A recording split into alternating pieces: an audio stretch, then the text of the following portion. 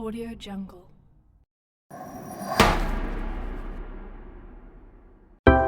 Hey guys, welcome back to my YouTube channel. So ये video होने वाली है बीए के उन सभी स्टूडेंट्स के लिए जो न्यू कमर्स हैं, अभी न्यू बीए में आए हैं।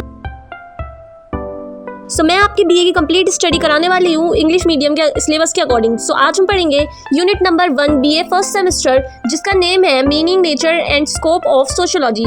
सो लेट्स गेट स्टार्टेड। सो इस चैप्टर में हम देखेंगे सोशियोलॉजी की मीनिंग और इसका स्कोप एंड जो वेरियस स्कॉलर्स हैं उन्होंने अपनी अपनी डेफिनेशन दी है सोशियोलॉजी के ऊपर अपने अकॉर्डिंग, तो वो देखेंगे और नेचर देखेंगे सोशियोलॉजी का।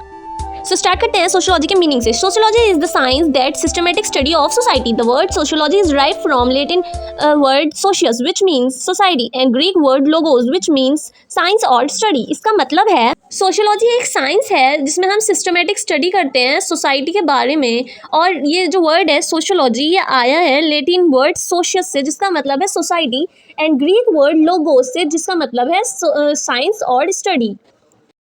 Definition of sociology by sociologist, मतलब जो सोशियोलॉजिस्ट रहे हैं उन्होंने डेफिनेशन दी है सोशियोलॉजी की अपने अकॉर्डिंग। तो टू है इसमें sociologist, Karl Marx and Giddens. Karl Marx का कहना है sociology is the academic study of social behaviour and society, मतलब सोशियोलॉजी एक एकेडमिक स्टडी है सोसाइटी की और सोशल बिहेवियर की।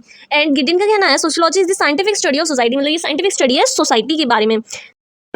और अब हम सोशियोलॉजी पढ़ रहे हैं तो अगस्त कॉम्टे का नेम आना तो बहुत इंपॉर्टेंट है। इनका बहुत मेन इंपॉर्टेंट रोल रहा है सोशियोलॉजी के डेवलपमेंट में। The term sociology was coined by Auguste Comte in the early 19th century. Auguste Comte को हम वर्ल्ड फादर ऑफ सोशियोलॉजी के नाम से जानते हैं, मतलब ये विश्व में सोशियोलॉजी के पिता के नाम से जाने जाते हैं। और इंडियन फादर ऑफ सोशियोलॉजी हैं जीएस गुडे।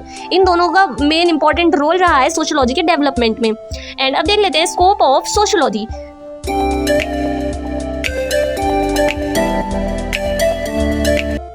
Scope means the subject matter on the area of study of a subject. There are two main schools of thought regarding the scope of sociology. मतलब स्कोप का मतलब होता है किसी भी subject में हम किन किन बातों के बारे में पढ़ेंगे। तो जैसे अभी हम सोशियोलॉजी पढ़ रहे हैं तो सोशियोलॉजी में हम किस किस चीज़ के बारे में पढ़ेंगे उसको हम स्कोप कहते हैं।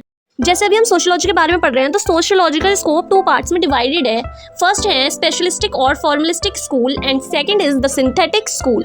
तो फर्स्ट देखते हैं पहले the specialistic school. The specialistic school of sociology is a school of thought that view sociology as a special science that study societies form of social relationship. The supporter of this school of thought are George Simmel, Max Weber, Alfred Vierkandt, von वीजर। ये एक thought है और इस thought के according society का scope में बस society और सोशल रिलेशनशिप के बारे में पढ़ते हैं, मतलब सोसाइटी के बारे में पढ़ते हैं, सोसाइटी के रिश्तों के बारे में पढ़ते हैं। और मतलब इसका बस इतना स्कोप है, ज़्यादा वाइडर स्कोप नहीं है। और इस थ्योरी को सपोर्ट करते हैं कुछ सोशियोलॉजिस्ट जिनका, और इन लोगों का मानना है कि सोशियोलॉजी एक प्योर सब्जेक्ट है, इसका और किसी सोशल साइंस से कोई लेना देना नहीं है, ये इंडिपेंडेंट साइंस है और इसका स्कोप बहुत लिमिटेड है।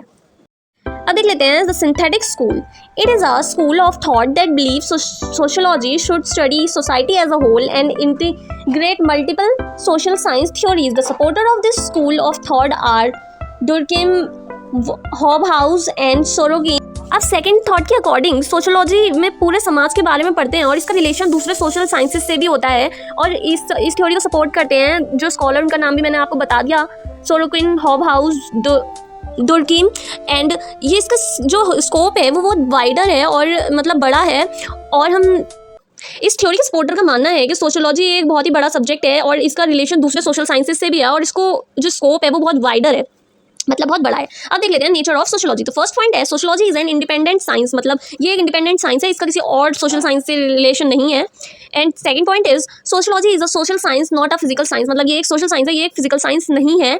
And third point is sociology is a science of inter relationship, मतलब ये दूसरे सोशल साइंस से भी कनेक्ट है, इंटर रिलेट है।